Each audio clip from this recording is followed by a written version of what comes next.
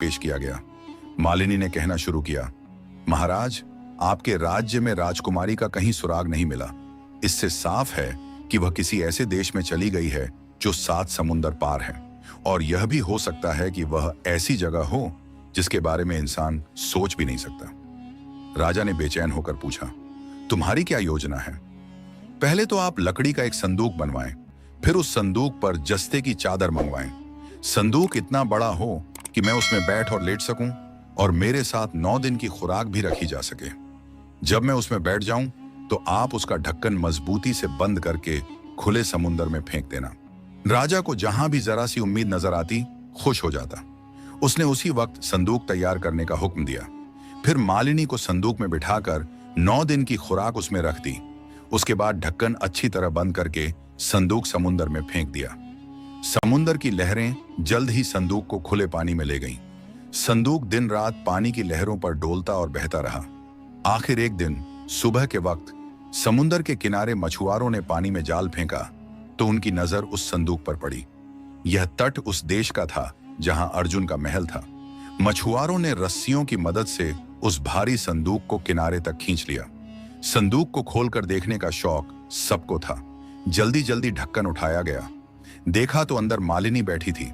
मालिनी ने अपने बारे में बड़ी दर्द भरी कहानी सुनाई। उसने बताया कि उसके 2 बुरे बेटों ने उसे संदूक में बंद किया और समुंदर में बहा दिया ताकि बूढ़ी मां से छुटकारा पाएं।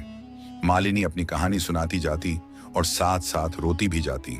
मछुआरों को मालिनी के हाल पर रहम आ गया। मालिनी ने कहा कि वे उसे राजा के पास ले जाएं। अगर वह नेक दिल है तो जरूर मेरी मदद करेगा। मछुआरे मालिनी को अर्जुन के महल में ले गए। वहां जाकर उसने राजा से बात करने की इजाजत मांगी, लेकिन उसे राजा के बजाय रानी के पास ले जाया गया। ये रानी वही राजकुमारी कमला थी जिसकी तलाश में मालिनी वहां तक पहुंची थी। मालिनी ने उसे पहली नजर में ही पहचान लिया। उसने रानी कमला को भी वही दर्द भरी कहानी सुनाई जो उसने मछुआरों को सुनाई थी। फिर उसने रानी से कहा कि उसे महल में सिर छुपाने की जगह दे दी जाए, वह उसकी सेवा करेगी। रानी कमला ने अपने पति अर्जुन से बात की और जब वह राजी हो गया तो उसने मालिनी को अपने पास रख लिया। मालिनी महल में रहने लगी। 1 महीना बीत गया। मालिनी को कोई काम नहीं करना पड़ता था। महल का कोई नौकर भी काम नहीं करता था। सब काम अपने आप हो जाते थे। महल का हर हिस्सा साफ सुथरा और चमकता रहता था। खाने का वक्त आता तो स्वादिष्ट खाने खुद ब खुद आ जाते। जब अर्जुन घर में नहीं होता तो मालिनी रानी कमला के साथ घंटों बातें करती।